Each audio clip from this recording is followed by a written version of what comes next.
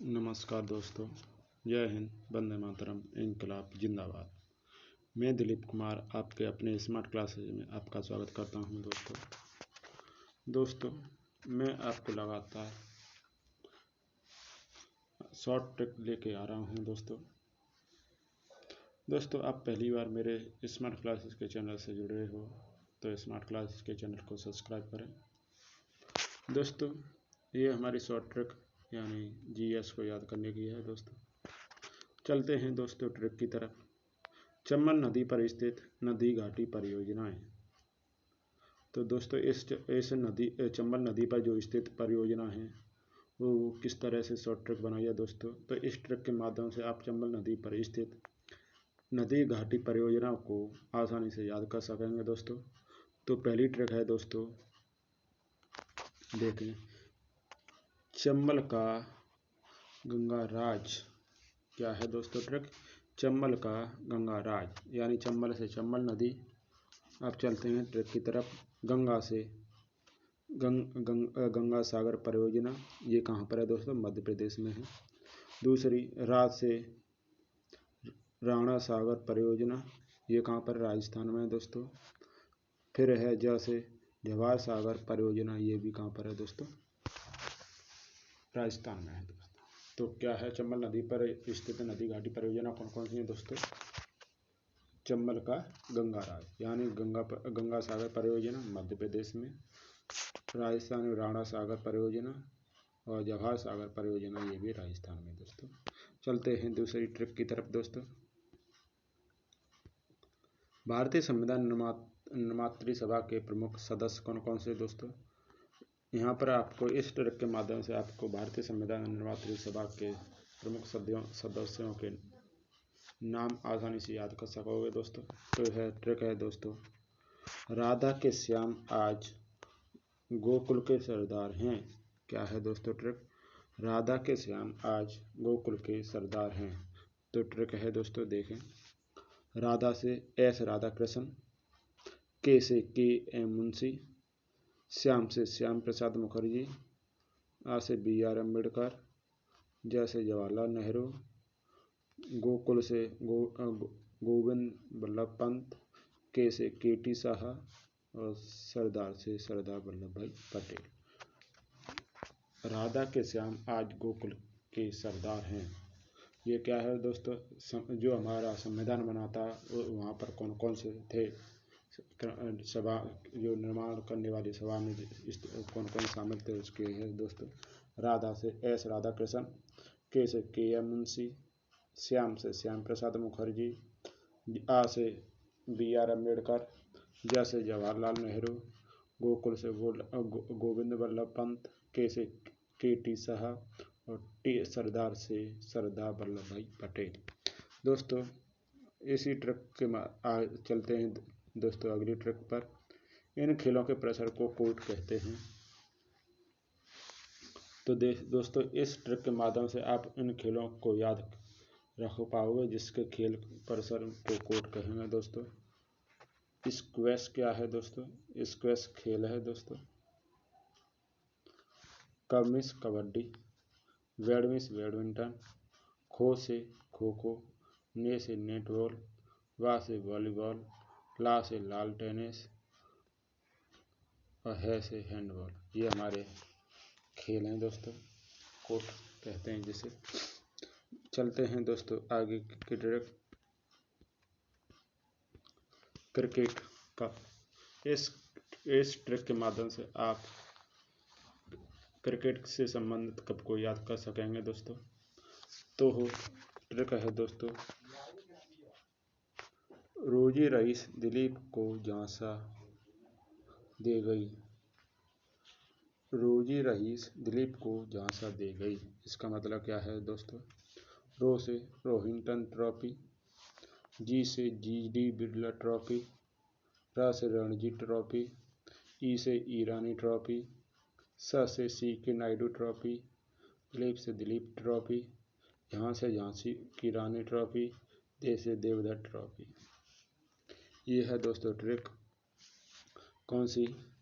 Rohinton trophy, G D Birla trophy, Ranji trophy, Irani trophy, C K Naidu trophy, Dilip trophy, यहाँ सी की रानी trophy और Devdutt trophy. इन्हें दोस्तों ये क्या है, क्रिकेट कप हैं दोस्तों। ये मैच में आपको दिए जाते हैं दोस्तों, क्रिकेट जीतते हैं तो उस टीम को। तो दोस्तों अगली ट्रिक है दोस्तों, देखते हैं। दामोदर नदी पर स्थित नदी घाटी परियोजना है दोस्तों। इस ट्रिक के माध्यम से आप दामोदर नदी पर स्थित नदी घाटी परियोजना को आसानी से याद कर सकेंगे दोस्तों। चलते हैं ट्रिक की तरफ। दामोदर पति को दादू कहती है। दामोदर पति को दादू कहती है, इसका मतलब क्या है? दामोदर से दामोदर नदी पर स्थित है, इसलिए प से पंचेत बांध कहाँ पर है दोस्तों? झारखंड, पश्चिम बंगाल। दूसरा है ती से तिलैया परियोजना, ये कहाँ पर है? झारखंड में है दोस्तों। को से कोना डैम, ये कहाँ पर है? झारखंड में। दामोदर नदी परियोजना झारखंड और पश्चिम बंगाल। और दू से आपका दुर्गा बैराज परियोजना, ये भी है आपका झारखंड पश्चिम बंगाल। तो आपके कहाँ पर है दोस्तों? एक आपको एक चीज़ बता दें दोस्तों, ये जो सभी घाटी परियोजनाएं हैं वो कहाँ पर है? सबसे झारखंड में है दोस्तों, सभी की सभी, और पश्चिम बंगाल। तो कौन सी? पंचेत बांध कहाँ पर? झारखंड और पश्चिम बंगाल में। तिलैया बांध झारखंड में। कोनार डैम झारखंड में। दामोदर नदी घाटी आपकी झारखंड पश्चिम बंगाल। और दुर्गा बैराज परियोजना झारखंड और पश्चिम बंगाल में दोस्तों। ये कौन सी? दामोदर नदी पर स्थित परियोजना है दोस्तों स्मार्ट क्लासेस के चैनल को सब्सक्राइब करें। वीडियो अच्छी लगे तो लाइक और शेयर जरूर करें दोस्तों चलते हैं अगली ट्रिक तरफ। पृथ्वी के भूगर्भ में स्थित असंबद्धताएं कौन कौन सी हैं दोस्तों? तो ट्रिक है दोस्तों, जो पृथ्वी की लेयर है वो किस किस से और किस किस तरह से है दोस्तों, इसको याद करेंगे। तो को मोरे गुट्टा लेह, इसका मतलब क्या? को से कोनार, ये ऊपरी क्रस्ट और निचले क्रस्ट के बीच में होती है दोस्तों। मोह से मोह, ये क्रस्ट और मेंटल के बीच में होती है दोस्तों। रे से रेपेटी, ये कहाँ पर? ऊपरी मेंटल और निचले मेंटल के बीच में होती है दोस्तों। गुट्टा से गुट निर्वर्ग, ये मेंटल और कोर के बीच में होती है दोस्तों। लेहमिस लेमेन, ऊपरी कोर और निचली कोर के बीच में है दोस्तों। तो ट्रिक है दोस्तों, को मोरे गुट्टा लेह, इसका मतलब है दोस्तों पृथ्वी के भूगर्भ में स्थित असंबद्धताएं, जो लेयर होती है दोस्तों वो किस तरह से बांटी गई है पृथ्वी के अंदर, वो है दोस्तों। चलते हैं दोस्तों अगली ट्रिक की तरफ। कौन सी देश की मुद्रा डॉलर है? अब इस ट्रिक के माध्यम से हम आपको कौन से देश की मुद्रा डॉलर है उसको याद कराएंगे दोस्तों। तो चलते हैं दोस्तों इस ट्रिक की तरफ। सीता जी वन से कहाँ आए? सीता जी वन से कहाँ आए? तो इसका मतलब क्या है दोस्तों? सी से सिंगापुर, ता से ताइवान, जी से जिम्बाब्वे, बर से बरमूडा, न से न्यूजीलैंड, सी से सेंट लुइस, क से कनाडा, हाँ से हांगकांग, आ से ऑस्ट्रेलिया और ए से अमेरिका। तो ट्रिक क्या है दोस्तों? सीता जी वन से कहाँ आए? तो सी से सिंगापुर, क्या है दोस्तों? Singapore, Taiwan, Zimbabwe, Bermuda, New Zealand, Saint Louis, Canada, Hong Kong, Australia और अमेरिका। ये क्या है, कौन से देश हैं दोस्तों जहाँ पर डॉलर मुद्रा चलती है दोस्तों। चलते हैं अगली ट्रिक की तरफ दोस्तों। अशोक के शिलालेखों के प्राप्ति स्थल हैं दोस्तों। सम्राट अशोक के 14 शिलालेखों की प्राप्ति निम्न 8 स्थानों पर है दोस्तों। वो किस तरह से देखें दोस्तों। शाम को जो सोए गधा, शाम को जो सोए गधा, इसका मतलब क्या है? सा से शाहबाजगढ़ी, ये कहाँ पर है दोस्तों? पाकिस्तान में। ये खरोष्टी लिपि में लिखा गया है दोस्तों। दूसरा माना सहरा, ये भी पाकिस्तान में दोस्तों, ये भी खरोष्टी लिपि में लिखा है। को से कालसी उत्तराखंड भारत में है दोस्तों, ब्राह्मी लिपि में लिखा गया है। जोगढ़ ये उड़ीसा, यह भी ब्राह्मी लिपि में लिखा गया है दोस्तों। सोपरा महाराष्ट्र में है दोस्तों, ये भी ब्राह्मी लिपि में लिखा गया है। अर्रईगुड़ी ये भी आंध्र प्रदेश में, ये भी ब्राह्मी लिपि में लिखा गया है। गिरनार ये राजस्थान में दोस्तों, ये ब्राह्मी लिपि में। और धौली ये भी उड़ीसा में दोस्तों, तो ब्राह्मी लिपि में लिखा गया है दोस्तों। तो ये हैं दोस्तों अशोक के 14 शिलालेख। तो देखते हैं दोस्तों फिर दोबारा से, शाहनवाज गढ़ी कहाँ पर है दोस्तों, पाकिस्तान में। और मान सहरा कहाँ पर है दोस्तों, पाकिस्तान में। जो विदेश में है वो कौन सी लिपि में है दोस्तों, वो खरोष्टी लिपि में। कौन सी में दोस्तों, खरोष्टी लिपि में।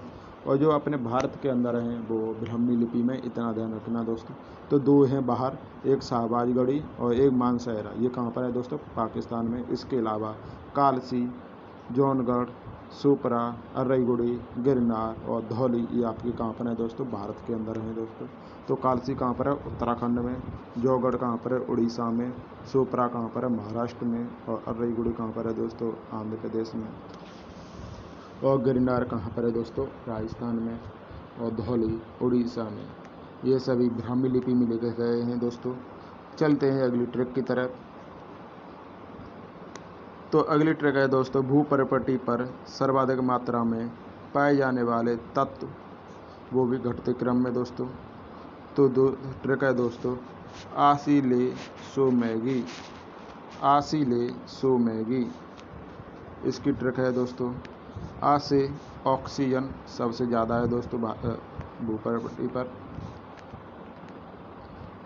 दोस्तों पहले सबसे पहले क्या है, ऑक्सीजन है, वो भी 46% है। कहाँ पर, भू परिपटी पर। उसके बाद सी से सिलिकॉन 28% है। ए से एल्युमिनियम 8% है दोस्तों।